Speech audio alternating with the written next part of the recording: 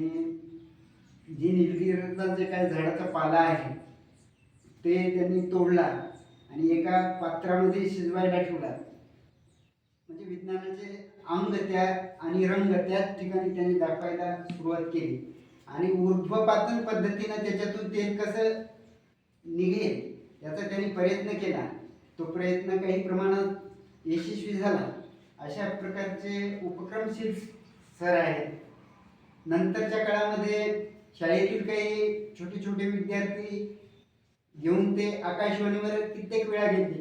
आकाशवाणीवर बालकाच्या कार्यक्रमामध्ये त्यांचे गीत, गाणी, कविता आलेली आहे किंवा थोडे थोडे मनोगत आलेली आहे किंवा भाषणं आलेली आहेत. अशा प्रकारचे उपक्रमशील सर आहेत.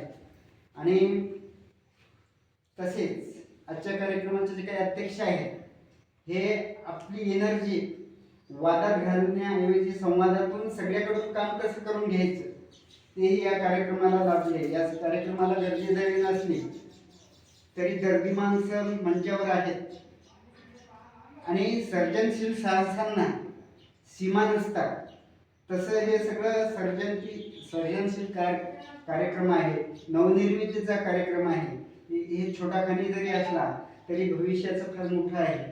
तर या सगळ्या मनोगतानंतर मी एक 4 ओळीची